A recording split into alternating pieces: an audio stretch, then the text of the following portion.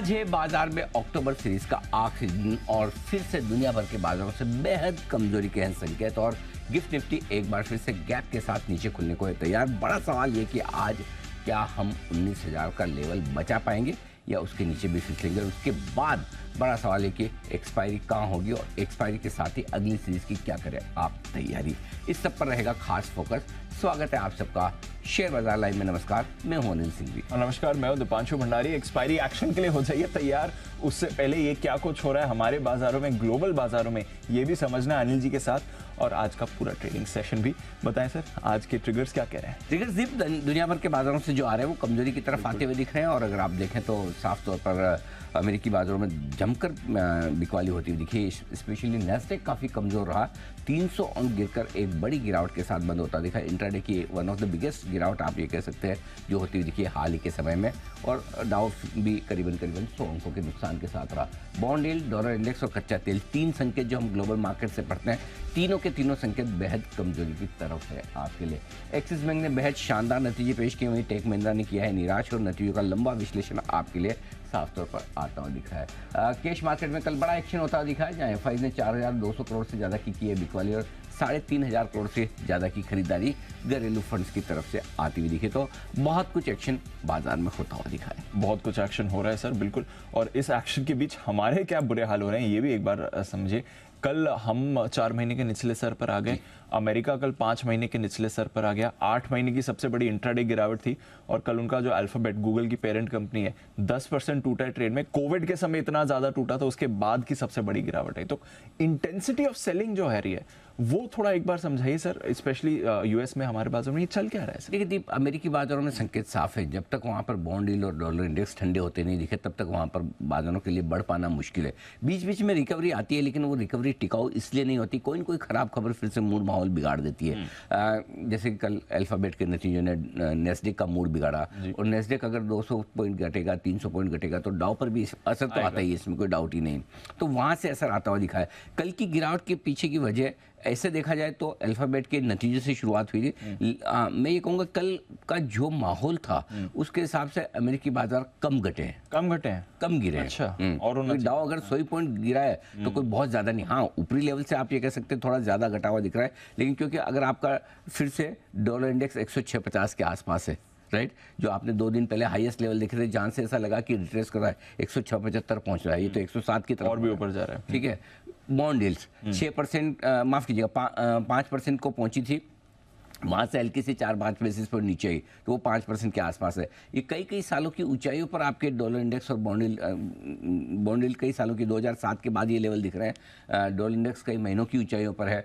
कच्चा तेल ऐसा लगा कि चलो $96-98 से घटकर एकदम $88 की तरफ आया है, लेकिन वापस से वो भी $90 के आसपास आया है। तो आप ये कह सकते हैं कि जो भी संकेत आप अंतर्राष्ट्रीय बाजारों से लेना चाहते हैं, अमेरिका से लेना चाहते हैं, वो कहीं भी किसी भी तरफ मजबूती के है नहीं।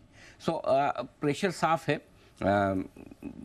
कई महीनों के निचले स्तरों पर आप 4 से 5 महीनों के निचले स्तरों पर अमेरिकी बाजारों को देख रहे हैं।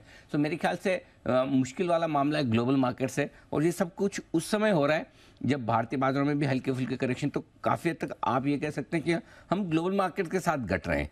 ग्लोबल मार्केट्स में भी कमजोरी है, हमारे यहाँ भी कमजोरी है। एक और बड़ी चीज़ कल जिसने बाजारों का मूड खराब किया दुनिया भर में, इजराइल हमास की बात हम कम करते हैं लेकिन ऐसा नहीं कि नहीं कर सकते। एग्जैक्टली। और नहीं करनी चाहिए। कल जितने भी खबरें आई है उस फ्रंट पर एक भी अच्छी खबर नहीं आई। फिर से तनाव बढ़ने की खबरें आती हुई दिख रही, चाहे वो यूनाइटेड नेशन से हो, चाहे कुछ आतंकवादी संगठनों की मीटिंग्स वगैरह की खबरें हों, चाहे इजराइल की तरफ से अटैक हो, हमास की तरफ से काउंटर अटैक, ये सारी चीज़ें जो हो रही है, कल सिचुएशन बिगड़ती हुई नजर आई है, बनती या बेहतर होती हुई नजर नहीं आई। आई थिंक समस्याएं काफ़ी है। ग्लोबल मार्केट का मूड माहौल ख़राब है और उसका असर हमारे ऊपर भी पड़ना लाजमी है, पड़ भी रहा है। पड़ रहा है ना, तो कुछ भी अच्छा नहीं आ रहा है ग्लोबल। आज तो कुछ भी अच्छा नहीं है अनफॉर्चुनेटली। आज शुरुआत करने के लिए एक भी चीज़ अंतर्राष्ट्रीय बाजारों से बढ़िया हो वो है नहीं। ठीक है सर, हमारे बाजार में भी आज एक्सपायरी है, इतने सारे फैक्टर्स ऑलरेडी हैं। हमारी खुद की इतना सेल ऑफ आ रहा है 3-4 दिनों का, 5 दिन से हम नीचे बंद हो रहे हैं, 4 महीने के निचले स्तर पर हमारे बाजार है। थोड़ा ये भी समझाइए, हमारा भी एक्शन थोड़ा समझाइए सर, चल क्या रहा है ये बाजार में? दीप, सिंपल सी चीज़ है, हमारे यहाँ भी लाइफ हाई बनाने के बाद मैं आपको एक चीज़ बताऊँ। अभी इस रनअप में 19,850 का हाई हमने 17 तारीख को ही बनाया था और वहाँ 19,800 की क्लोजिंग देखी थी। 19,800 से 19,000 आने में आपने मुश्किल से 5-6 ट्रेडिंग सेशन लगाए। स्पीड इस बार क्या हुआ है, दो चीजें हुई दीप जो ज्यादा परेशान करने वाली है। एक घटने की स्पीड और दूसरा मिड कैप स्मॉल कैप शेयरों का बड़ा करेक्शन। पिछले कुछ महीनों से हमारी अप्रैल के बाद से हमारी आदत बिगड़ गई थी जी। या बदल गई थी, जो भी कहते हैं, कि हमें स्पीड से घटने की आदत नहीं है। ट्रू। ठीक है, और अगर एक आध 2 दिन घटते तो वापस रिकवरी आती है। सो इस बार पहली बार ऐसा हुआ कि हम रिकवरी किसी भी लेवल से नहीं देख रहे हैं, तो घटने की स्पीड थोड़ी बढ़ी है। दूसरा, मिड कैप स्मॉल कैप शेयरों में 1-1.5-2 दिनों का करेक्शन होता था और उसके बाद वापस चल पड़ते थे।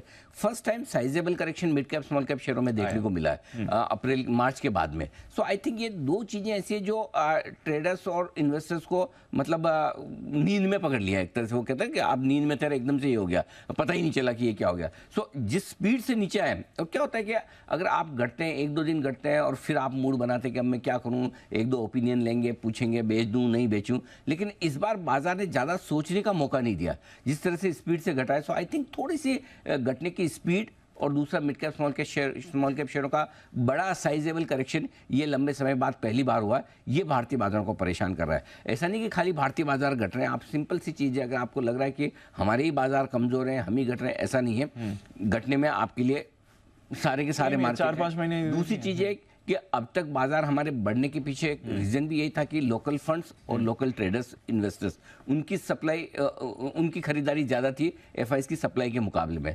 अब आप खुद देखिए, जितने हमारे यहाँ ट्रेडर्स इन्वेस्टर्स हैं, आज ये कोई भी नहीं पूछता कि क्या लेना है, सब पूछता है कि सब बेच दूं क्या, करेक्ट, और नीचे जाएगा क्या, कितना खराब हो जाएगा।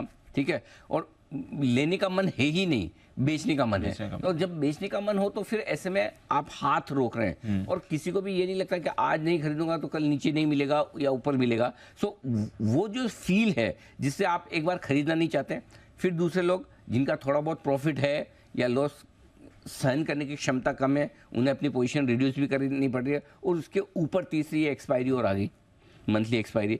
सो इन सब का कॉम्बिनेशन ऐसा है जो मार्केट में थोड़ा सा कैपिटुलेशन कर रहा है। उसको हिंदी में क्या कहना चाहिए, जरूरत से ज़्यादा बिकवाली, जो जरूरत से ज़्यादा मतलब आप और हमारी सोच से ज़्यादा बिकवाली जी। मतलब बाकी तो जरूरत से ज़्यादा तो कम या ज़्यादा डिसाइड करने वाले हम कौन है, लेकिन जो आम राय है, जो आम सोच के इतना ही घटना चाहिए, उससे ज़्यादा घटने के पीछे ये 2-3 कारण हैं। और इसलिए लास्ट वीकली एक्सपायरी से मैं लगातार एक ही चीज़ बना रहा हूँ, इस मंथली एक्सपायरी तक आज तक आपको मुश्किल रहेगी, कोई साइजेबल रिकवरी आएगी नहीं। मैं उम्मीद करता हूं कि मैं सही रहूं। अब तक सही हुआ कि इस मंथली एक्सपायरी तक रिकवरी नहीं होगी, लेकिन मेरी जो उम्मीद है कि नई सीरीज की शुरुआत से लेकर दिवाली तक मूड माहौल थोड़ा स्टेबल और पॉजिटिव साइड पर रहना चाहिए, होपफुली वो है। बट उससे पहले बड़ा सवाल है कि आज आप अपनी पोजीशन कितनी बचा पाए। एग्जैक्टली। मैं इसलिए भी पूछा था क्योंकि एक तो जो सेलिंग आ रही है वो आ रही है, इससे पहले 1 हफ्ते 1.5 हफ्ते से हम देख रहे थे एफआईज अपनी बिकवाली थोड़ा रोक कर चल रहे थे। अब कल I don't know pre expiry उन्होंने अपनी पोजीशन करी है क्या, बट जिस इंटेंसिटी से कल एफआईज का सेल फिगर आया कैश में, ये थोड़ा कंसर्न है सर दीप। लेकिन बात ये है कि ये फिगर जो है ठीक 1 दिन पहले का है एक्सपायरी के। एग्जैक्टली। ठीक है, तो उसमें एक्सपायरी के ठीक 1 दिन पहले 2 दिन पहले आप कभी भी देखिए बड़े फिगर्स आपको दिखते ही हैं, लेकिन सामने लोकल फंड्स में 3500 करोड़ का खरीदा भी है। सो आई थिंक कुछ एडजस्टमेंट होंगे, थोड़ी बहुत ब्लॉक डील्स थी। सो मैं उस फिगर के हिसाब से इतना नहीं डर रहा कि 4200 करोड़ का बेच जाए तो क्या होगा। हो सकता है आज भी बड़ा फिगर दिखेगा, हो सकता है आज अगर गलती से मार्केट ऊपर बंद भी हो जाए तब भी आपको सेल फिगर दिख सकता है। तो एक्सपायरी के आसपास के फिगर्स को थोड़ा सा एडजस्टमेंट के तौर पे देखना चाहिए। स्टॉक फ्यूचर्स में एफआई ने 2150 करोड़ की खरीदे भी हैं, 2 दिन से अच्छा करेक्ट। तो नेट ऐसे देखेंगे तो एफआई की बिकवाली 2000 करोड़ के सामने लोकल फंड्स की खरीदारी 3500 करोड़ की। तो ऐसे तो कहाँ खराब है, तो इसका मतलब फिर से कल ट्रेडर्स ने ही बेचा है, लोकल ट्रेडर्स ने, इन्वेस्टर्स हैं। सो आई थिंक इन नंबर्स में बड़े हैं, साइज में देखने में ये नंबर्स वैसे ही हैं जो बारात जाती है ना, उसमें बारात में आगे 2 बड़े बाजे होते हैं एकदम बड़े वाले, बिल्कुल जिनको अलग से बजाओगे तो खाली नॉइस होता है, म्यूजिक नहीं निकलता है, वो शो पीस ज्यादा है। Correct. तो ये शो पीस नंबर है, इनके अंदर ज्यादा बहुत पढ़ने और सब खुश होने की जरूरत नहीं है, दुखी होने की जरूरत नहीं है। लोकल ने इतना खरीदा, एफआई ने इतना, कुछ नहीं, ये नंबर इग्नोर कर लीजिए। ठीक है सर, आज के लिए इग्नोर। तो आज का दिन निकालना है ना। आज हम निकालना तो अभी है, वही वाला वैसे है तो कि- रोज ही ट्रेडिंग डे, बट यही बोल रहा था, पेशेंट 25 घंटे बच जाएगा तो बच जाएगा। कल 2 बजे यही बात हो रही थी, 2:30 बजे। ये वही वाला हाल होता है ना कि जब ब्रेन हेमरेज टाइप की और सर पे गहरी चोट लगी हुई और क्रिटिकल सिचुएशन हो तो डॉक्टर यही कहता है भाई ये 24 घंटे निकाल दे, 72 घंटे निकाल दे, जो निकाल दे। तो वो 72 घंटे वाला फॉर्मूला हम पिछले हफ्ते ही दे चुके थे भाई कि गुरुवार तक निकालना है। कल ये थी कि 24 घंटे। तो आज आपको अपनी पोजीशन संभालनी है, बचानी है, रिस्क मैनेजमेंट। इसलिए मैं बार बार एक ही चीज़ बोलता हूँ दीप, इस तरह के मार्केट में कहाँ जाके रुकेंगे और कहाँ रिवर्स होंगे वो कहना मुश्किल है। जनरली मार्केट वहाँ जाकर नहीं रुकता जहाँ आप सोचते हैं, या तो उससे पहले टर्न कर लेगा या उसके नीचे जाकर टर्न करेगा, पहली चीज़। दूसरी चीज़, तब तक आपके पास पोजीशन बचाना इंपॉर्टेंट है। इसलिए कई बार क्या होता है कि मार्केट के डायरेक्शन को लेकर, बॉटम को लेकर कहाँ रुकेगा उसको अंदाज लगाने को लेकर ज़्यादा ज़रूरी है आप अपना रिस्क मैनेजमेंट और पोजीशन को हो जो आपके हाथ में।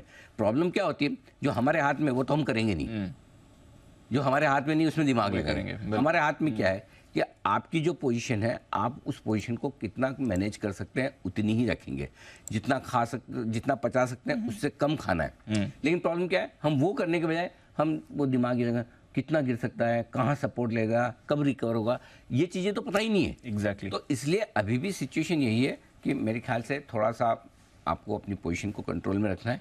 अब लेकिन आज का दिन सबसे इम्पोर्टेंट है, क्लोजिंग इम्पोर्टेंट है, मंथली एक्सपायरी भी है, कुछ लेवल्स भी मेरे पास में है जो बहुत इंपॉर्टेंट रहेंगे, वो मैं आपको बताऊंगा कहाँ क्या करने की ज़रूरत है। बताएं सर फिर आज के लिए कुछ खास बात है। ग्लोबल संकेत बहुत कमज़ोर है, इसमें कोई डाउट ही नहीं। सारे के सारे आप देख लीजिए, अमेरिका के और कच्चे तेल, डॉलर इंडेक्स वगैरह के हैं। एफआईज और घरेलू इन्वेस्टर्स के आंकड़े बहुत बड़े हैं, लेकिन आपके ज़्यादा काम के नहीं हैं। जी, आज एक ही मंत्र आप नोट करके रख लीजिए, एक लेवल 18,950।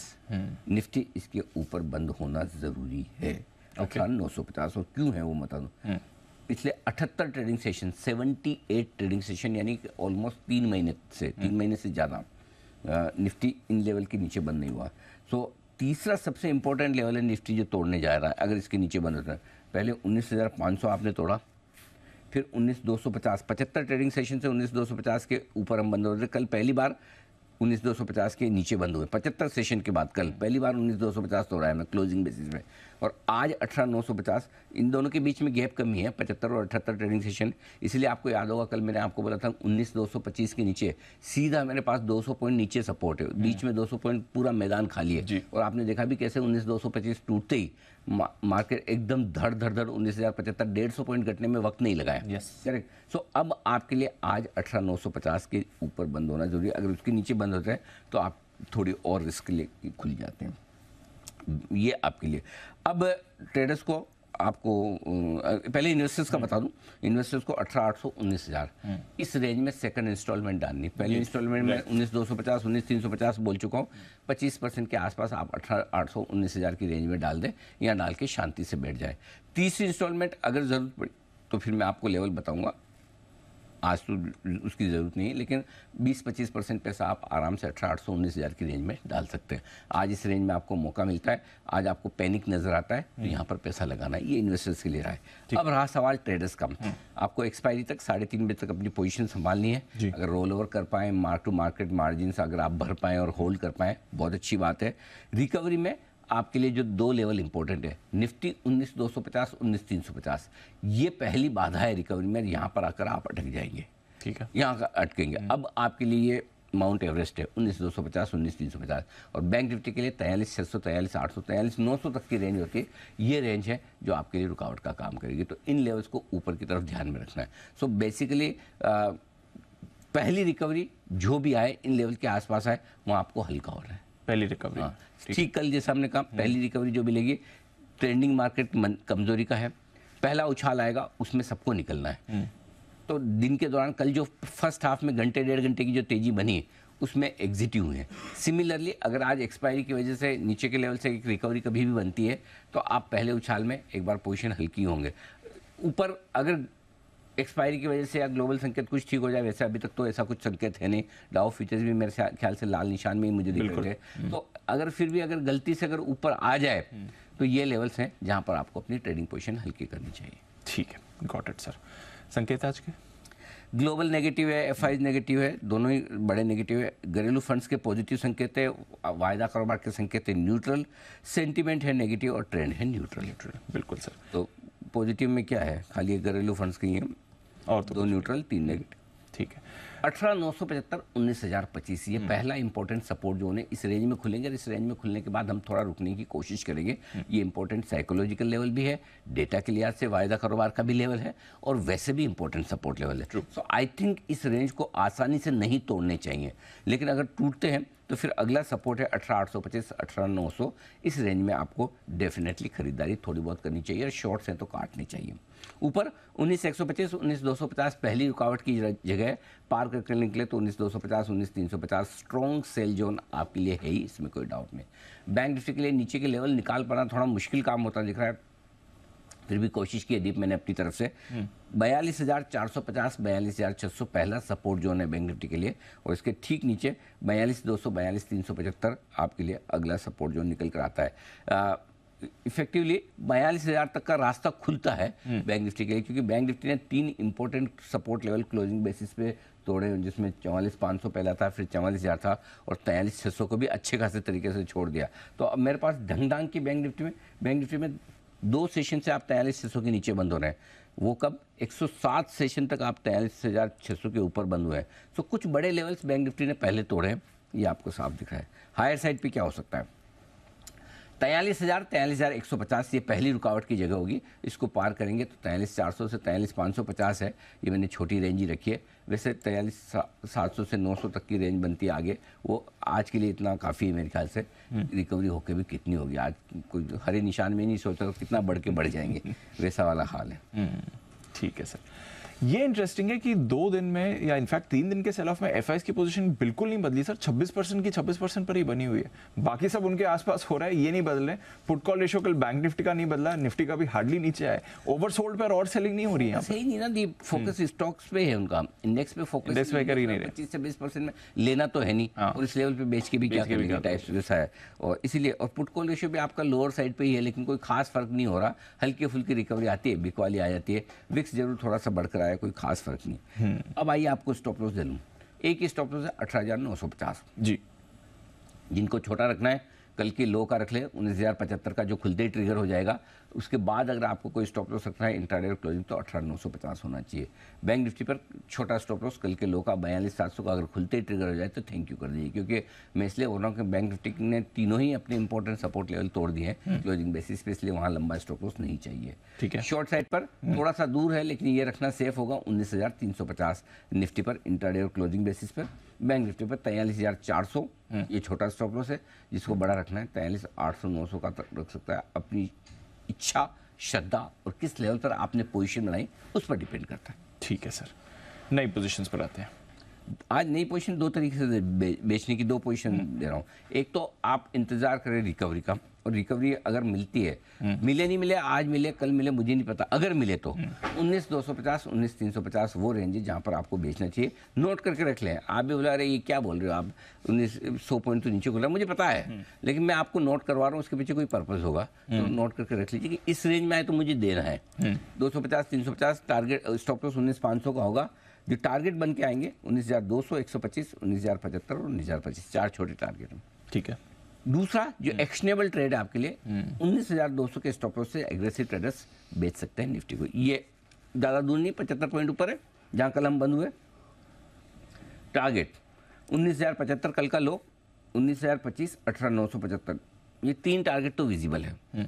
इसके नीचे के एग्रेसिव टारगेट्स बनते हैं 18,900 865 18,825, ये 6 टारगेट है। जो लोग खरीदने का मन बना रहे हैं, अगर खरीदना चाहें तो 18,000, आज लेवल भी बहुत ध्यान से बोलने पड़े, कहाँ 18 कहाँ 19 हो जाए भरोसा नहीं।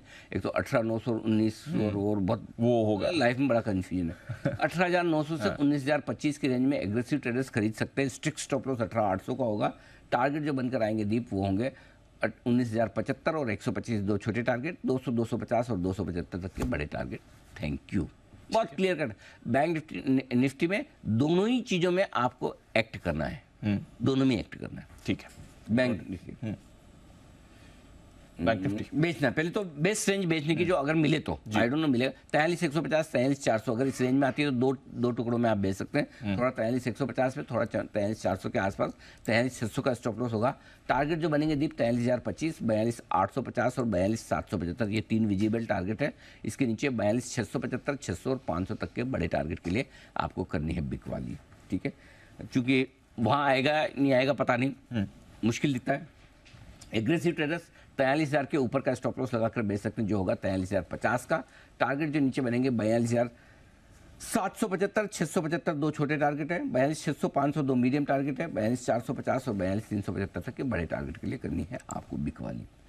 जो लोग खरीदना चाहते हैं, मेरा मन तो नहीं है, लेकिन चूंकि मुझे खरीदना बेचने दोनों की राय देनी होती है, क्योंकि दोनों तरफ के ट्रेडर्स हमारे फॉलोअर हैं, तो जिन जिनको जैसा एब्सोल्युटली जैसा उस तरह की आप तो खरीदना जो अगर चाहते हैं बैंक निफ्टी, तो 42,375 से 42,500 की रेंज में आप चांस ले सकते हैं। स्टॉप लॉस बहुत दूर का दे रहा हूँ, दूर का नहीं, बहुत दूर का है, 42,000 का, 42,200 का, माफ कीजिएगा, 42,200 का स्टॉप लॉस है। और टारगेट जो बनेंगे 42,600, 750 दो छोटे टारगेट हैं, 825, 950 दो मीडियम टारगेट है, 43,000, 43,150 तक के फाइनल टारगेट के लिए करनी है खरीदारी। ओके, ये आपके लिए सारे लेवल्स अग्रेसिव ट्रेडर्स के लिए मौके हैं सेल और बाय दोनों बैंक निफ्टी में करने के। इंटरेस्टिंग होना चाहिए आज का एक्शन। आरबीएल को कंपनी देने में वायदा कारोबार के बैन में एंट्री हो गई है डेल्टा कॉर्प। तो आज सीरीज के आखिरी दिन 2 स्टॉक से बैन में, आरबीएल बैंक बना हुआ है, फ्रेश एंट्री हुई है डेल्टा कॉर्प की।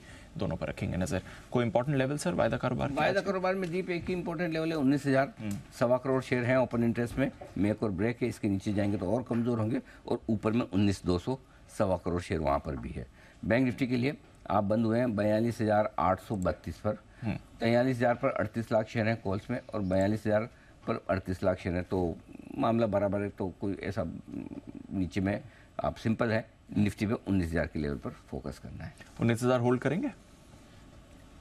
एक बार तो ऐसा लग रहा है मामला टच एंड गो वाला, और थोड़ा नीचे का बन सकता है, क्योंकि क्या होगा दीप, एक्चुअली है ना, प्रॉब्लम क्या है, प्रॉब्लम जैसे कल का लो आप तोड़ेंगे, कल का लो तोड़ते आपको थोड़ा और स्टॉप लॉसेस ट्रिगर होंगे। ठीक है, आजकल मशीन ट्रेड है जी, भाव देखे जाते हैं, भावनाएं नहीं जी। फिर दूसरा 19,000 अगर आपने टच एंड गो किया तोड़ा, तो फिर से स्टॉप लॉस। तो ये दो जगह ऐसी है ना स्टॉप लॉस। तो 19,075 का स्टॉप लॉस जो ट्रिगर होगा, क्या वो 19,000 तक ला सकता है? ला सकता है। 19,000 को एक बार शॉर्ट में सुबह के 5 मिनट में तोड़ा, तो वहां नए स्टॉप लॉसेस ट्रिगर हो जाएंगे। तो अगर शुरुआत में आपने आधा घंटे बचा लिया, 15 मिनट, तब तो ठीक है। फिर इस बात पर डिपेंड करेगा कि एफआईएस को बहुत बेचना है क्या। राइट। अगर नहीं बेचना है तो आप 19,000 बचा लेंगे। सो मेरा ये मानना है एग्जैक्ट 19,000 पर फोकस करने के बजाय मैं 18,975, 19,025, ये 50 पॉइंट पे फोकस करेंगे। ये 50 पॉइंट कभी कभी बड़े मूव के समय है ना, एक पर्टिकुलर लेवल नहीं पकड़ना चाहिए। एग्जैक्टली रेंज पकड़ना ज्यादा ठीक है, क्योंकि ना 19,000 के इंडेक्स में 25-50 पॉइंट की ज्यादा वैल्यू नहीं है। अगर मैं सोचूं मैं 19,000 खत्म होते 18,999 पे बेचूंगा, ये सेंसिबल बात नहीं है। इसलिए 50 पॉइंट की रेंज पकड़ के देख लें। हाँ, अगर 18,975 को डिसाइसिवली नीचे तोड़ रहा है, इसका मतलब आपका 19,000 टूट गया। Got it. वैसा तब फिर आपका हो गया। ठीक है। बाय द वे, आपने व्यूअर से भी यही सवाल पूछा है एक्चुअली आज? हाँ बिल्कुल। एक्सपायरी पोल भी आपने एक डाला है ट्विटर पे। एक्सपायरी पोल में आप भी अपना अंदाजा लगाइए। सब कुछ खराब है, तो आपको एक्सपायरी कहाँ लग रही है? 19,000 के नीचे होगी, 19,200 के बीच होगी, या 19,200 के ऊपर होगी। लोग मुस्कुरा रहे हैं, अच्छा 19,200 के ऊपर। लेकिन क्या है, देखो, पूरी हो ना हो, ख्वाहिशें तो जिंदगी में होनी चाहिए। Yes, of course. जिंदगी में ख्वाहिशें नहीं तो फिर जीने का मजा ही क्या है? बिल्कुल। किसके लिए आप जी रहे हैं? कुछ तो एम्बिशन हो, कुछ तो ख्वाहिशें हो, कुछ तो इच्छाएं हो जो आप पूरी होते हुए देखना चाहते हैं, और उसके लिए प्रयास करें। बताइए, अगर आपकी और कोई अलग राय है तो भी आप लिख सकते हैं, लेकिन इस पोल में आप अपना भी योगदान दें, एक आइडिया लगे। मुझे लगता है ज़्यादातर लोग 19,000, 19,200 के बीच का ही लेवल चुनेंगे। कुछ होंगे जो 19,000 के नीचे की भी बात करेंगे। फर्स्ट रिजल्ट्स आ रहे हैं, कुछ लोगों के वोट्स आ चुके हैं। शुरुआती पहले चरण की मतगणना में क्या दिख रहा है? 19,000 के नीचे 50% वोट, 60% बोल रहे हैं। क्या बात करें, इतने ज़्यादा? आई थिंक फिर ओके, लेट्स सी क्या होता है। Let's see. और हमारी कम्युलेटिव विजडम मार्केट ले जाती है। बिल्कुल। मतलब इसका मतलब ये कि डर तो है। डर है, बिल्कुल है। बट आप भी जाइए और वोट करिए। अनिल जी ने अपने ट्विटर पेज पे डाली हुई है एक्सपायरी पोल। आप भी अपना व्यू शेयर करिए, कमेंट्स में भी लिखिए आपको क्या लगता है आज बाजार में होने वाला है। आइए फिर, आज ढेरों नतीजे हैं और कई सारे स्टॉक ऑफ द डे भी अनिल जी दे रहे हैं। पहले एक बार रिजल्ट रिव्यू ले लेते हैं सर से।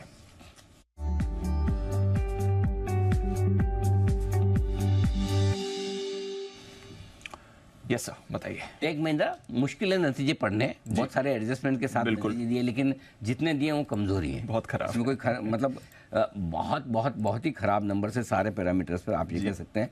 लेकिन दो तीन चीजें हैं दीप जो बड़ी इंटरेस्टिंग है टेक महिंद्रा को लेकर। पहली चीज तो एक मैनेजमेंट नया है, गुरुनानी साहब के बाद मोहित जोशी साहब कार्यभार संभाल रहे हैं। उन्होंने बोला कि मैं नया प्लान दूंगा, कैसे कंपनी को टर्न अराउंड किया जाएगा, कैसे मजबूत किया जाएगा, लेकिन देंगे कब? अप्रैल 2024। अब एक तरफ मुझे उम्मीद है कि अच्छा नया मैनेजमेंट है, प्लान नया दे रहा है, चलो बढ़िया है, लेकिन अब उसमें भी 6 महीने इंतजार करना है। सो अब मैं न ले पाऊँ न बेच पाऊँ। ट्रू, ठीक है, करेक्ट सर। और परफॉर्मेंस सुधरने में थोड़ा वक्त तो लगेगा, ये उन्होंने कहा है। जो आय का आंकड़ा और बाकी सब जो मिस हुआ है उसमें कुछ ना कुछ थोड़े बहुत एडजस्टमेंट है, उसकी वजह से मिस हुआ है। सो मेरा ये समझना है कि वेट एंड वॉच वाला लेवल ज़्यादा है। मैं आज आपको 2 लेवल दे रहा हूँ इसमें। नीचे में 1100 1110 है फ्यूचर्स का सपोर्ट लेवल, आज तो फ्यूचर्स और कैश सेम ही हो गया, और ऊपर में 1155 के पार निकल कर टिकेगा तो मजबूत बनेगा। तब तक आपके लिए टेक महिंद्रा, देखो इसको नंबर्स को देख के खरीदने का मन तो नहीं करता, ट्रू, लेकिन नीचे गैप से खुलेगा तो बेचना नहीं है, ये बात पक्की ध्यान रख लें। समझ गया। जरूरत से ज़्यादा बेचना मत, क्योंकि क्या है कहीं न कहीं है ना, आगे 6 महीने 12 महीने का व्यू लेने वाले फंड भी आ जाएंगे, इसलिए आप थोड़ा सावधानी से रखें। दूसरा है जुबिलेंट फूड। वैसे मेरा मन बहुत था कि इस स्टॉक को शॉर्ट दूं, और अगर आज स्टॉक कोई खराब होने की तरफ कमाल दिखा सकता है या लोगों को शॉक दे सकता है तो वो यही बन सकता है। नंबर्स मुझे अच्छे लगे नहीं किसी भी हालत में। डिमांड बहुत कमज़ोर बता रहे हैं, ये इन्फ्लेशन प्रेशर है ही है, लेकिन अब बात यही है कि जो नंबर्स हैं बहुत ख़राब है, लेकिन अगले 6 महीने बेहतर होंगे, क्योंकि ये वाला जो क्वार्टर है इसमें सेल्स बम्पर आएगी, वर्ल्ड कप की भी है, बाकी भी है, कुछ कुछ सेल्स शिफ्ट हो गई। सो अब पॉइंट यही है, आप इस रिजल्ट को देख के बेचो। अच्छा, बेचना इसलिए भी बनता है कल स्टॉक दिन भर मजबूत था इतने खराब बाजार में, तो मेरे हिसाब से तो घटना चाहिए, लेकिन मेरा कॉन्फिडेंस नहीं कि मैं बेचूं, तो मैंने आज इसमें इंटरेस्टिंग स्ट्रेटजी बनाई है। 520 तोड़ के नीचे जाएगा दीप तो ये कमजोर हो जाएगा, और तब आपका 540 स्टॉप लॉस होगा शॉर्ट पे। ओके, लॉन्ग करना तो एक ही सिचुएशन में 540 के ऊपर निकल कर टिके, और तब आपका स्टॉप लॉस हो जाएगा 520। समझ गया। सिंपल स्ट्रेटजी बनाओ, बहुत सिंपल है। सिंपल है। क्या आपका ट्रेड कैसे बनेगा? 540 के ऊपर लॉन्ग बनेगा, 520 का स्टॉप लॉस, 520 के नीचे शॉर्ट बनेगा, 540 का स्टॉप लॉस। अगर आप वो कर सकते हैं तो कर सकते हैं। ज्यादा मुझे लगता है शॉर्ट है, लेकिन ब्रोकरेज रिपोर्ट भी मिक्स है ना, क्लियर डायरेक्शन नहीं आ रहा, इसलिए वेट एंड वॉच। एक बहुत बढ़िया मजबूत नतीजा है चेन्नई पेट्रो कैश मार्केट का, बहुत ही शानदार रिजल्ट है, हर एक पैरामीटर्स पे तगड़े रिजल्ट है, मतलब इतने बढ़िया रिजल्ट आप सोच नहीं सकते। मुनाफा 117% बढ़ा है, मार्जिन 11% 6.5% है, लेकिन स्टॉक में एक बहुत बढ़िया मजबूत रनअप होता हुआ दिखा है, पहले भी और कल भी। तो मेरा ये समझना है कि थोड़ी ऊपर के लेवल पर अगर आज अच्छी एक तेजी बनती है तो बजाय इन नंबर्स के बाद में आप कूद कूद के खरीदें, प्रॉफिट बुकिंग करने के बाद अगर है तो प्रॉफिट बुक करके वापस नीचे का इंतजार करें, बट नंबर्स अच्छे हैं, इसमें कोई डाउट नहीं। नंबर्स अच्छे हैं, चलिए बढ़िया है। आइए, और भी नंबर्स हैं, बट वो सारे नंबर्स आपके लिए स्टॉक ऑफ द डे में कवर होने वाले हैं बिगुल अनिल जी के लिए।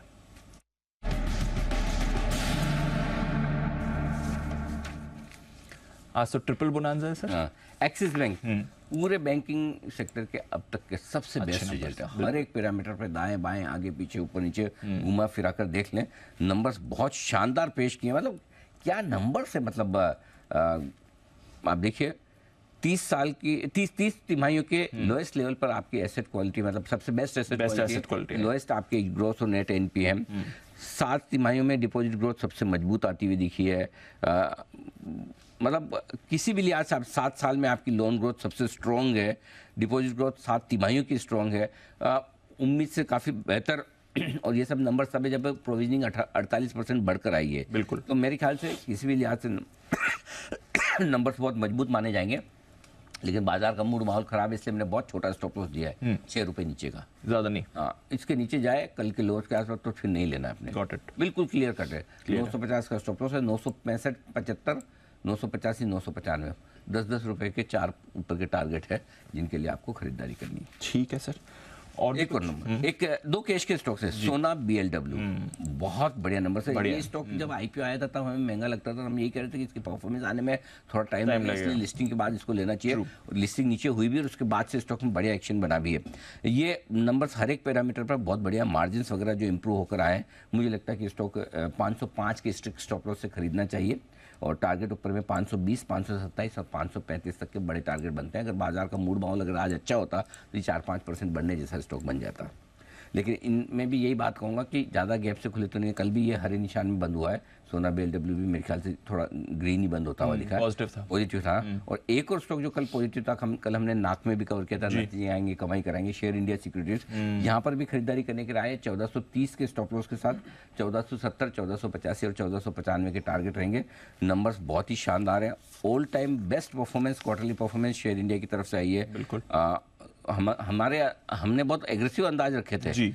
290 करोड़ का हमारा अनुमान था आयकर, उसके सामने 366 करोड़ बहुत ही बढ़िया है। हमने 135 करोड़ का EBITDA सोचा था, 175 करोड़ आया। मार्जिन 48% के और 113 करोड़ का जो मुनाफा दिखाया, अब तक का हाईएस्ट क्वार्टरली। आप चाहे एंजल देख लें, चाहे ICICI सिक्योरिटीज देख लें, जिन जिन ब्रोकिंग कंपनी के नंबर्स आए बहुत तगड़े हैं। मुझे लगता है ये स्टॉक भी कमाल करता हुआ दिखेगा। और हमारे कुछ समय पहले रिकमेंडेशन लिस्ट में हमारे 1600 के टारगेट भी थे, तो हमें लगता है प्लेयर ऑफ द टूर्नामेंट था ये। हाँ, अच्छा, वर्ल्ड कप की शुरुआत, वर्ल्ड कप के 1288 में रिकमेंड किया। 1288 1288 से तो अच्छा रनअप हो गया, 200 रुपये ऑलरेडी ऊपर है। हमें लगता है अभी भी आपको खरीदना चाहिए। बिल्कुल। तो चलिए, ये है आपके लिए शेयर इंडिया सिक्योरिटीज। यहाँ पर रखिए नजर, सोना BLW और axis stock of the day, नतीजों का रिएक्शन इस पर भी दिखेगा। आइए और स्टॉक्स की भी करते हैं बातचीत और नतीजे भी जानते हैं। और आज लिस्टिंग भी है सर, लिस्टिंग भी है और आज वो IPO भी है, दोनों मेरी तैयार है। दोनों तैयार है। एक तो IRM की लिस्टिंग पे राय देनी है और दूसरा ब्लू जेट, उस पर 9 बजे मैं तैयार 9 बजे। बिल्कुल सर, तो दोनों पर करेंगे 9 बजे। अनिल जी से राय लेंगे और बातचीत करेंगे। आइए बात करते हैं हमारी टीम से, नंबर्स और नतीजे, साथ ही ब्रोकरेज रिपोर्ट्स और खबरों के ऊपर भी। अरमान, नुपुर और आशीष हैं तैयार। अरमान, मॉर्निंग, बताएं ट्रिगर्स और बाकी खबरें कौन सी हैं? जी गुड मॉर्निंग। आज भी कई सारे नतीजे हैं। निफ्टी में आपको एशियन पेंट्स के नतीजे आते हुए दिखेंगे।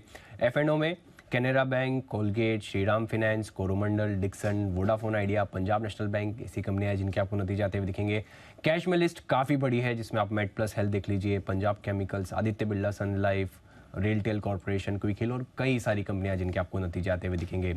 सोमानी सिरेमिक्स, यहाँ पर बोर्ड बैठक में शेयर बायबैक के प्रस्ताव पर विचार किया जाएगा। IPO के हिसाब से IRM एनर्जी, इनके IPO की लिस्टिंग है। एक्स डेट है जय भारत मारुति में स्टॉक स्प्लिट है फ्रॉम ₹5 to ₹2 का। नुपुर, मॉर्निंग, बताएं कौन से खबरों पर करना है फोकस? Good morning. नतीजों पर ही फोकस करना है। सबसे पहले इंडस टावर, यहाँ पे अनुमान से कमजोर नतीजा आते हुए नजर आए। कंपनी की आय देखे तो बिल्कुल फ्लैट ग्रोथ आपको दिखेगी और अनुमान से भी कम यहाँ पे आती हुई दिखी है। मार्जिन भी इनफैक्ट जो अनुमान था उससे कम आते हुए दिखे और मुनाफा भी देखे तो 1450 करोड़ के अनुमान के अगेंस्ट 1300 करोड़ के आसपास का मुनाफा इस क्वार्टर में आते हुए नजर आया। गल्फ ऑयल पर नजर रखनी है। कंपनी की आय करीबन 12% से बढ़कर आती हुई दिखी है। कामकाजी लेवल पे देखे तो आपको मुनाफा 25% की ग्रोथ दिखाएगा। मार्जिन में 200 बेसिस पॉइंट का इंप्रूवमेंट है और मुनाफा भी देखे तो करीबन 40% की ग्रोथ यहाँ पर भी आती हुई दिखी है। रैलिस इंडिया भी आज फोकस में। कंपनी की आय करीबन 12.5% से गिरकर इस क्वार्टर में आती हुई दिखी है, लेकिन कामकाजी लेवल पे देखेंगे तो 14% की ग्रोथ दिख रही है मुनाफे पे और मार्जिन में भी आपको इम्प्रूवमेंट ही नजर आएगा, तो ये स्टॉक भी फोकस में रहेगा। CMS इन्फो सिस्टम्स मिले जुले नतीजे रहे यहाँ पे कंपनी की तरफ से। Q2 में कंपनी की आय करीबन 15% से बढ़कर आती हुई दिखी है। कामकाजी लेवल पे 9% की ग्रोथ नजर आएगी, लेकिन मार्जिन देखे तो वहाँ पे आपको गिरावट दिख रही है, 28 से घट के 26% के रह गए और मुनाफा देखे तो 15% से इस क्वार्टर में बढ़कर आते हुए दिखा। सोनाटा सॉफ्टवेयर पर भी नजर रखनी है। मिला जुला क्वार्टर आए कंपनी के लिए। पिछली तिमाही से कंपेयर करेंगे तो कंपनी की आय करीबन 5% से गिरकर आती हुई दिखी है। कामकाजी लेवल पे देखे तो मुनाफा 11% से बढ़कर आते हुए दिखा। मार्जिन में भी 100 बेसिस पॉइंट का इंप्रूवमेंट है, लेकिन मुनाफा सिर्फ 3% से बढ़कर 124 करोड़ के आसपास आते हुए इस क्वार्टर में दिखा। कंपनी ने एक शेयर पर एक बोनस शेयर जारी करने का भी ऐलान किया था। सोनाटा सॉफ्टवेयर भी फोकस में रहने वाला है। ओके, ये है आपके लिए नतीजों का तो बड़ा रिएक्शन। अरमान, बताएं खबरें और कौन सी हैं आज के लिए? जी, खबरों में सबसे पहले IPO अपडेट की अगर आप बात करें तो ब्लू जेट हेल्थ केयर, यहाँ पर अगर आप देखें डे 2 है आज। डे 1 में ओवरऑल 69% बढ़ा है। रिटेल का हिस्सा 78% है। NI लगभग 1.4 टाइम्स है और QIB की बात करें 1% बढ़ता हुआ दिखा है। JSW इंफ्रा, यहाँ पर शाहपुर जी पालन जी ग्रुप से ओडिशा का एक गोपालपुर पोर्ट खरीद सकती है कंपनी, जिसमें 3000 करोड़ में जो है ये डील हो सकती है। BLS इंटरनेशनल, यहाँ पर आपको ध्यान रखना है क्योंकि आज से भारत ने कुछ कैटेगरीज के लिए कनाडा में वीज़ा सर्विसेज जो है वो फिर से शुरू की हैं। HMA एग्रो, 8 नवंबर को बोर्ड की बैठक होगी और बोर्ड की बैठक में नतीजों के साथ साथ शेयर विभाजन पर विचार किया जाएगा। अडानी ग्रुप स्टॉक्स, यहाँ पर आपको फोकस रखना है क्योंकि अगर आप देखें कंपनी के एक स्पोक्स पर्सन ने नेशनल फाइनेंशियल रिपोर्टिंग अथॉरिटी पर जो ब्लूमबर्ग की रिपोर्ट आती हुई दिखी थी, खबर ये थी ब्लूमबर्ग की तरफ से कि अडानी समूह के ऑडिटर में से एक की जांच जो है भारत के अकाउंटिंग रेगुलेटर जो है वो द्वारा की जा रही है। उस पर उन्होंने कहा है कि अडानी समूह और उसके व्यवसाय सारे नियमों का पालन करते हैं और कारोबार रूल और रेगुलेशंस के पालन करते हैं लगातार। उसी के साथ साथ अगर आप बात करें अंबुजा सीमेंट और ACC पर अंत में, जहां पे प्रमोटर कंपनी एंडेवर ट्रेड और इन्वेस्टमेंट ने फॉरेन बैंक से लगभग 29,000 करोड़ के डेट रिफाइनेंसिंग की कंपनी और जो कई लायबिलिटीज जो है उसके लिए नहीं इम्पोज की गई है। ये है आपके लिए खबरें। नुपुर, कुछ और खबरें भी हैं आपके पास? बिल्कुल, TV 18 के साथ शुरुआत करते हैं। यहाँ पे बोर्ड ने NSE और BSE के एडवाइजरी नोट का जो लेटर मिला था उसको नोट में लिया है। कंपनी को 29 सितंबर को NSE और BSE से एक एडवाइजरी नोट मिला था जहाँ पे कहना था कि रिलायंस मॉनिटरी सिस्टम और बायोकॉन 18 के स्ट्रेटेजिक पार्टनरशिप के डिस्क्लोजर्स में कुछ दिक्कतें थी, इरेगुलरिटीज थी, जिसके चलते एक एडवाइजरी नोट एक्सचेंजेस की तरफ से TV 18 को पहुंचा था, जिसका नोट अब कंपनी ने लिया है। एफएल इंडिया, जहाँ पे 750 करोड़ जुटाने को बोर्ड से मंजूरी मिलती हुई दिखी है। प्रेफरेंशियल बेसिस पे करीबन 70 लाख इक्विटी शेयर 5% जारी की जाएगी। 1085 के भाव पर शेयर जारी करने को मंजूरी मिलती हुई दिखी है। तो एफएल इंडिया फोकस में रहेगा। और लास्ट में इंडिया बुल्स हाउसिंग फाइनेंस, यहाँ पे कैप्री ग्लोबल होल्डिंग ने करीबन 25 लाख शेयर्स आधे % से हिस्सेदारी बेची है 158 के भाव पे। और जो टोटल साइज थी इस डील की वो 40 करोड़ के आसपास की थी। ओके, ये है सारी खबरें। आइए ब्रोकर रिपोर्ट्स भी जानते हैं। FIR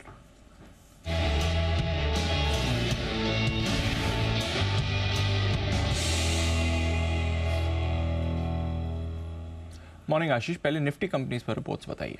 morning Deepanshu. सबसे पहले देखिए एक्सिस बैंक, यहाँ पर रिपोर्ट्स आई हैं। पहले दो बताता हूँ ऐसी रिपोर्ट जहाँ पर टारगेट प्राइस में बदलाव किया गया। JP मॉर्गन की तरफ से रिपोर्ट है, ओवरवेट की रेटिंग को बरकरार रखा है और जो लक्ष्य 1000 से बढ़ाकर 1100 कर दिया। 955 रुपए का भाव चल रहा है। जेफरीज खरीदारी की राय दे रहे हैं और लक्ष्य इन्होंने 50 रुपए से बढ़ाया, 1200 से बढ़ाकर 1250 रुपए का टारगेट दिया है। अब CLSA की रिपोर्ट थोड़ी सी डिटेल्ड है। मान रहे कि पॉजिटिव यहाँ पर देखने को मिला है कि क्वार्टर ऑन क्वार्टर अगर आप देखें तो जो नेट इंटरेस्ट मार्जिन है वो स्टेबल्स देखने को मिले, लेकिन जो कासा की ग्रोथ है वो एक नेगेटिव सरप्राइज के तौर पर यहाँ पर देखने को मिली है। जेफरीज खरीदारी की राय दे रहे 1250 के टारगेट के लिए और ये मान रहे कि क्वार्टर ऑन क्वार्टर भी अगर आप देखें तो NIMs का प्रदर्शन ठीक ठाक यहाँ पर देखने को मिला है। टेक महिंद्रा, इस स्टॉक पर भी खास नजर रहेगी और सारी ब्रोकरेज हाउस की रिपोर्ट्स में देख रहा हूँ और इनमें से सिर्फ एक नोमिरा ऐसा है जो इस स्टॉक के ऊपर खरीदारी की राय दे रहे हैं, बाकी सब अंडरवेट, अंडर परफॉर्म, बिकवाली, होल्ड की रेटिंग दे रहे हैं। खरीदारी की राय दी है सिर्फ नोमिरा ने। टारगेट दिया है 1320 रुपए का और टारगेट थोड़ा सा कट भी किया है, 1470 से घटाकर 1320 कर दिया। स्टॉक चल रहा है 1142 के करीब। वहीं JP मॉर्गन अगर आप देखें तो अंडरवेट की रेटिंग को बरकरार रखा है। लक्ष्य 950 से एडजस्ट कर 1000 रुपए का कर दिया है।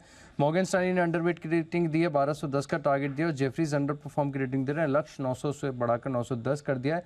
HSBC कह रहे हैं लगातार क्वार्टर ऑन क्वार्टर अगर आप देखें तो जो नतीजे हैं कमजोर साइड पर ही आपको देखने को मिले। इनका टारगेट 970 रुपए का है और मैक्वायरी भी देख रहे हैं कि इनका जो कम्युनिकेशन वर्टिकल है यहाँ पर काफी ज्यादा रेवेन्यू डिक्लाइन हुआ है शार्पली। बड़ी कंपनीज पर रिपोर्ट्स। और कौन सी रिपोर्ट्स हैं? दीपांशु, जुबिलेंट फूडवर्क्स, यहाँ पर भी नतीजों का इम्पैक्ट देखने को मिलेगा। मॉर्गन स्टैनली इक्वल वेट की रेटिंग को बरकरार रखे हैं, लक्ष्य 510 से घटाकर 493 का टारगेट दिया है। JP मॉर्गन ने न्यूट्रल की रेटिंग दी है, लक्ष्य 480 से इन्होंने बढ़ाकर 510 रुपए कर दिया। सिटी खरीदारी की राय दे रहे हैं, 568 से लक्ष्य बढ़ाकर 620 कर दिया है। गोल्डमैन सैक्स ने न्यूट्रल की रेटिंग को बरकरार रखा है 515 के टारगेट के लिए। मॉर्गन स्टैनली मान रहे कि सीक्वेंशियली अगर आप देखें तो ऑपरेटिंग मैट्रिक्स में आपको इंप्रूवमेंट देखने को मिला, हालांकि टॉप लाइन ग्रोथ के लिहाज से देखें तो एक क्वार्टर थोड़ा सा वीक आपको देखने को मिला। इंडस स्टार, यहाँ पर भी नतीजों का इम्पैक्ट है। मैक्वायरी ने आउट परफॉर्म की रेटिंग को बरकरार रखा है, 174 का भाव, 200 रुपए का टारगेट है। और ये मान रहे कि अकाउंट्स रिसीवेबल्स जो है यहाँ पर क्वार्टर क्वार्टर 17% की बड़ी बढ़त देखने को मिली है।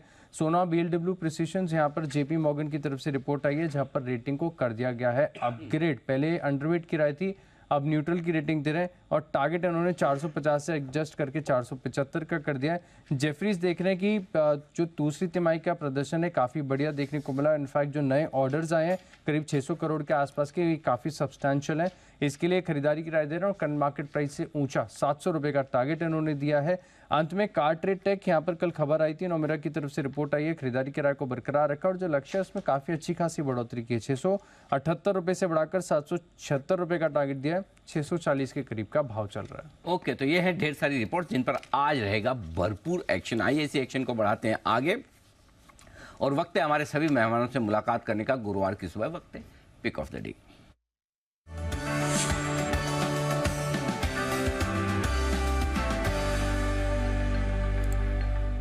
सुस्वागतम सेठी साहब, कुणाल जी, राकेश जी और सुमित जी, आप सबका बहुत बहुत स्वागत है। आइए सेठी साहब के साथ करते हैं शुरुआत। सर गुड मॉर्निंग, बताएं pick of the day. Good morning Anil ji, good morning Deepanshu. Anil ji देखिए, इंटरनेशनल क्यूज तो बेहद ही खराब है। जिस तरह से कल अमेरिकी बाजारों में भारी गिरावट देखी गई और बाकी रिजल्ट्स भी इतने खास भारत में भी नहीं है, और वहाँ पे नैस्डैक में एक अच्छी खासी गिरावट आई। मेनली जो गूगल है, मेटा है, अमेजोन है, वहाँ पे अच्छी गिरावट देखने को मिली। उनके जो क्वार्टरली रिजल्ट्स है काफ़ी वीक थे, तो बाजार में गिरावट के साथ खुलने जा रहे हैं। और आज F&O एक्सपायरी का दिन है तो वोलेटाइल रहने वाले हैं। और अनिल जी, आज फॉर अ चेंज एक शॉर्ट का प्लान था बट वो कैंसिल किया है, बिकॉज वो स्टॉक आपने भी शॉर्ट करने की सलाह दे दी है। टेक महिंद्रा के इससे खराब नतीजे हो नहीं सकते थे, तो वो स्टॉक बिल्कुल खराब लगता है। बट आज मेरा जो पिक ऑफ द डे रहेगा अनिल जी, चेंज किया मैंने। खरीदारी करने की सलाह रहेगी एक डिफेंसिव फार्मा स्टॉक में। एल्केम लेबोरेटरीज में खरीदारी करने की सलाह है। मुझे लगता है ये स्टॉक आज अच्छा कर सकता है, कल भी अच्छे तेजी में था। और फार्मा स्टॉक्स अब मुझे लगता है थोड़ा झुकाव रहेगा बाजार का फार्मा स्टॉक्स की तरफ। तो एल्केम लेबोरेटरीज जो कल 3585 पे बंद हुआ, उस पर खरीदारी करने की सलाह for target of 3660, stop loss of 3560। 3560 ये स्टॉप लॉस है, 3660 ये है टारगेट। आपके लिए खरीदारी करने की राय एल्केम लैब में आती हुई सेठी साहब की तरफ से। याद रखना इजी है, 3560 स्टॉप लॉस, 3660 टारगेट। करेक्ट, अब भूल जाएं तो फिर आपकी मर्जी। आइए बंसल जी का भी है स्वागत। सुप्रभात बंसल जी, बाय सेल और आपके लिए विशेष अधिकार नोटा। सुप्रभात अनिल जी, सुप्रभात दीपांशु। अनिल जी, ये मैं सरप्राइज बोलूं कि मैं शॉक बोलूं अनिल जी, मैं तो इतना लेट आया हूं, उसके बाद भी कुणाल जी से पहले पहुंच गया अनिल जी। तो इसका मतलब ये है कि कुणाल जी से मतलब कि मैं कितना भी लेट आ जाऊं, कुणाल जी से पहले पहुंच ही जाऊंगा। लेकिन आपने अपनी जिंदगी में जो वो लेवल्स है ना वो बहुत नीचे कर लिए हैं। आपको आउट परफॉर्मेंस कुणाल जी से जल्दी आना कोई अब आपके वो उसमें नहीं रहा, वो क्यारे में नहीं रहा। आपको सबसे पहले आके अपनी पोजीशन मेंटेन करना वो कह रहे हैं, तो कुणाल जी से नहीं बाकी लोगों से आप वो कॉम्पीट करने की कोशिश करें। लेकिन हाँ, फिर भी कुणाल जी पहले आने के लिए आपका धन्यवाद तो है ही। बताएं सर। अनिल जी कुछ नहीं अनिल जी, देखिए मंडे को एक स्टॉक मैंने और कुणाल जी ने रिकमेंड किया था, CMS इन्फो सिस्टम। इस पे सुनील सिंघानिया जी का 1.03% स्टेक है। मार्केट में वीकनेस चल रही है और टाइमली अलर्ट करा था मंडे को भी कि भैया मार्केट गिरेगा। तो अनिल जी मार्केट ऊपर नीचे होगा, वो स्टॉप लॉस वाला काम नहीं करना है। तो गिरावट में CMS इन्फो सिस्टम लें, कल हमने रैमको इंडस्ट्रीज बोला था वो लें। तो निवेश के नज़रिए से अच्छे स्टॉक्स में निवेश की राय है। ट्रेडिंग के नज़रिए से अनिल जी अभी वेट एंड वॉच करेंगे, नोटा ही समझे ट्रेडिंग के लिए। तो सीधा पहले बोल देते ना नोटा है, घुमा फिरा कुणाल जी की तरफ तोप का मुंह के। मुझे लगा ही आज देख के, मुझे शक्ल देख के लगे चारों विंडो में आए ना, मैं देख के समझ गया मैंने आज कुछ काम करके नहीं आए बंसल जी। अच्छा, अब बंसल जी ने कुछ नहीं किया तो कुणाल जी के लिए तो रास्ता आसान है। लेकिन अब देखना है कि वाकई में कुणाल जी बंसल जी के हिसाब से अपना पतली गली निकालते हैं या बंसल जी को नीचा दिखाने के लिए पिक ऑफ द डे देंगे। बताएं सर। अनिल जी सुप्रभात, दीपांशु सुप्रभात। अनिल जी देखिए, अनिल जी काम तो मैंने भरपूर किया है, हो सकता है बंसल जी न कर पाए हो कल, लेकिन अनिल जी मैंने भरपूर किया, बावजूद उसके अनिल जी कुछ समझ नहीं आया। तो अनिल जी इसीलिए आज मेरा नोटा स्वीकार करें। तो अनिल जी समझ नहीं आया, कुछ भी नहीं समझ नहीं आ रहा है, तो इसलिए कोई कॉल नहीं है, नोटा सहर्ष स्वीकार करें। ओके, बिल्कुल एकदम परफेक्ट जा रहे हैं। परफेक्ट, बहुत बढ़िया। कल का मैं चाहने तो कल का इतिहास नहीं निकालता हूँ, कभी यहाँ हो सकता है फिर मैसेज आए, आज अर्जेंट काम आ गया, शो के बीच में जाना पड़ रहा है। आइए सुमित जी का भी स्वागत। सुमित जी सुप्रभात, बताएं सर। गुड मॉर्निंग अनिल जी। अनिल जी, जो स्टॉक मेरे रडार पे है वो है टोरेंट फार्मा। टोरेंट फार्मा के अंदर मोमेंटम ऊपर का बनना चाहिए। टोरेंट फार्मा में कल एक अच्छी रिकवरी देखने को मिली थी और ये स्टॉक का कंटिन्यू करना चाहिए। तो आज और आने वाले दिनों के लिए टोरेंट फार्मा में खरीदारी करके चलने का सलाह रहेगा। 1920 के आसपास इसमें खरीदारी करें। स्टॉक का जो नीचे में चार्ट के ऊपर सपोर्ट दिखाई दे रहा है 1840 1850 के पास का दिखाई दे रहा है, तो 1840 इसके अंदर नीचे में स्टॉप लॉस बनेगा। ऊपर में जो इसके टारगेट देखने को मिल सकते हैं 2050 ये इसके इमीडिएट टारगेट है। तो टोरेंट फार्मा में खरीदारी करें 1840 के स्टॉप लॉस से 2050 के टारगेट्स के लिए। ओके 1922 पे बंद हुआ है, 1900 तक नीचे आए तो और ऐड करें, वहां खरीदें। 1840 थोड़ा सा स्टॉप लॉस दूर है क्योंकि मार्केट की वॉलेटिलिटी के हिसाब से ऊपर में टारगेट 2050 के बनेंगे। आइए सेठी साहब से जानते हैं उनकी कुछ और बेहतरीन पिक। सेठी साहब बताएं कौन से और स्टॉक है रडार पर? बिल्कुल अनिल जी, जो दूसरा स्टॉक रहेगा after Alkem laboratories would be IndusInd bank, जहां पे आज खरीदारी करने की सलाह है। हालांकि बैंक निफ्टी भी काफी लेवल्स के हिसाब से भी काफी वीक है, बट मुझे लगता है ये स्टॉक आज अच्छा कर सकता है। खबर है थोड़ी कि प्रोमोटर्स को इसमें अपनी हिस्सेदारी बढ़ाने के लिए अप्रूवल मिला है, तो that should be taken as positive. मुझे लगता है आज खरीदारी करें इसमें। 1450 का टारगेट, 1395 का स्टॉप लॉस। और तीसरा स्टॉक है कोल इंडिया, 310 के लेवल पे कल बंद हुआ है। 316 के टारगेट के लिए खरीदारी करने की सलाह, 306 का स्टॉप लॉस रखना है। खराब बाजार में थोड़ा नीचे मिले तो और अच्छा है, तो कोल इंडिया में खरीदारी करने के मौके ढूंढने चाहिए। और फाइनली एक जो चौथा स्टॉक है, एक मेटल स्टॉक है, टाटा स्टील में खरीदारी करने की सलाह है। जिस तरह से कल चाइना में जो एक पैकेज, स्टिमुलस पैकेज अनाउंस हुआ, उसके कारण हम मेटल स्टॉक्स में एक तेजी देख रहे हैं। और फिर भारत में भी स्टील सेक्टर के लिए कुछ पॉजिटिव्स की बातें हो रही है। मुझे लगता है ये स्टॉक अच्छा कर सकता है। यहाँ पे खरीदारी करने की सलाह for a target of 124, stop loss of 119। Okay, तो ये है आपके लिए कुछ दिग्गज स्टॉक्स जहां पर आपको इस समय फोकस करना है। सेफ्टी यहां पर आप ढूंढ सकते हैं बाजार में, क्योंकि अदरवाइज तो हम देख रहे हैं काफ़ी परेशानी है। इंडसइंड बैंक पर भी रखिएगा नज़र, कोल इंडिया आपके रेडार पर रहना चाहिए। टाटा स्टील यहाँ पर भी खरीदारी की राय आ रही है सेठी साहब की तरफ से। कुछ और काउंटर्स भी हैं जहां पर आपको मूव आती हुई दिखेगी। रैलिस इंडिया, यहाँ पर नंबर्स आए हैं, रेवेन्यू इनका 12.5% गिरा है, बट अदरवाइज नंबर्स ठीक है। 14% एबिटा बढ़कर आया है। मार्जिन्स में बढ़िया एक्सपेंशन है, 12.3% के मार्जिन्स इनके 16% आए हैं। मुनाफा भी 14% बढ़कर आया है। कुणाल जी, एक बार रैलिस इंडिया के चार्ट देखेंगे। कल वैसे तो थोड़ा कमजोर था, बट बाकी मिड कैप्स के मुकाबले हार्डली एनी फॉल आई है इसमें। सर चार्ट्स क्या कहते हैं रैलिस इंडिया के?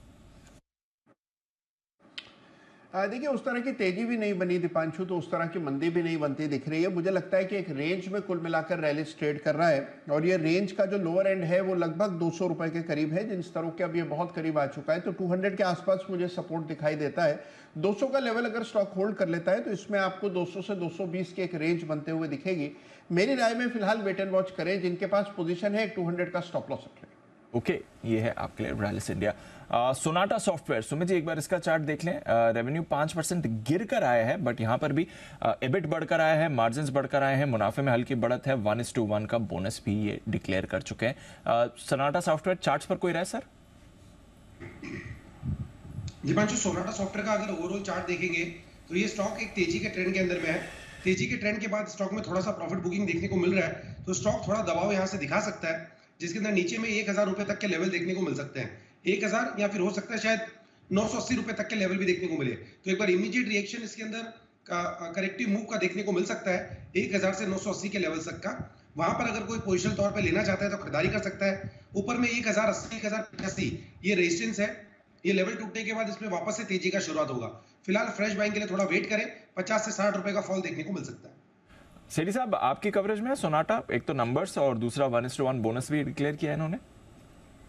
नहीं, बिल्कुल ये स्टॉक रडार पे रहता है। कई बार पिछले लेवल पे स्टॉक को रिकमेंड किया और स्टॉक ने अच्छा परफॉर्म भी किया है।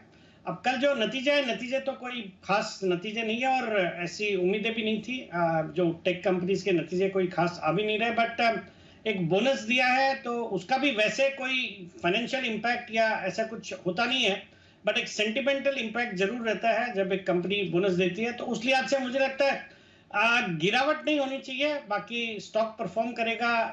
अगर बाजार में सेंटिमेंट इंप्रूव होंगे तो स्टॉक अच्छा लगता है। मुझे लगता है मीडियम से लंबी अवधि के लिए इस स्टॉक में खरीदारी करने के मौके ढूंढने चाहिए। एक अच्छी क्वालिटी की कंपनी है और बोनस भी दिया है, तो दैट लुक्स गुड। बट आज के लिए मुझे नहीं लगता कुछ अच्छा परफॉर्म करेगा इस स्टॉक। आज तो खैर कुछ खास करने वाला है नहीं, बट अदरवाइज नजर रखिए जहां तक सोनाटा सॉफ्टवेयर का सवाल है। कुछ कंपनीज हैं जो अपने खबरों पर भी रिएक्ट करेंगे। BLS इंटरनेशनल यहाँ पर है फोकस। बंसल जी एक बार इसका चार्ट देख लें। कनाडा के लिए कुछ कैटेगरीज के वीजा सर्विसेज फिर से भारत शुरू कर रहा है। सिलेक्ट वीजा कैटेगरीज के लिए, फुल फ्लेज सर्विस तो नहीं, बट हाँ सिलेक्ट वीजा कैटेगरीज के लिए सर्विसेज फिर से शुरू हो रही हैं। जरा एक बार राय दें, कल 4% वैसे गिरा था BLS international. Deepanshu, technically clear distortion है। कोई भी पुल बैक आता है, पुल बैक में स्टॉक 245, 245, 248 तक जाता है, तो वो अच्छे स्तर हैं निकलने के लिए। सेल ऑन रैली वाला काउंटर है और ऊपर में 260 के लेवल जब तोड़ के ऊपर निकलेगा तब ट्रेंड रिवर्सल है, तो पुल बैक में 245, 248 के अराउंड निकलना चाहिए यहाँ से। ओके, पुल बैक में निकलना चाहिए, ये आपके लिए राय है बंसल जी की तरफ से। सेठी साहब, रिसेंटली लिस्टेड JSW इंफ्रा, आज खबरें इसमें आ रही हैं कि शाहपुर जी पालुम जी से ओडिशा में एक पोर्ट है गोपालपुर में, वो खरीद सकती है। करीब 3000 करोड़ में ये डील की जा सकती है, ऐसी खबर आ रही है। कोई राय रखते हैं रिसेंटली लिस्टेड JSW इंफ्रा पर sir? Deepanshu, clear cut long term का स्टॉक है और लॉन्ग टर्म में बहुत अच्छे रिटर्न्स दे सकता है, तो ये जो गिरावट है बिल्कुल एक खरीदारी करने का मौका है इस स्टॉक में लॉन्ग टर्म इन्वेस्टर्स के लिए। मैं इस स्टॉक पे बहुत ही बुलिश हूँ और मुझे लगता है one of the very few companies है इस सेक्टर में जो जिसमें निवेश किया जा सकता है, मतलब पब्लिक लिस्टेड कंपनी, और एक अच्छा मैनेजमेंट अच्छे सेक्टर में है। ये जो बाजार में गिरावट आई है, मुझे लगता है एक अच्छा मौका है इस स्टॉक में खरीदारी करने का। और ये जो आज की जो खबरें हैं, मुझे लगता है that should also be taken as positive.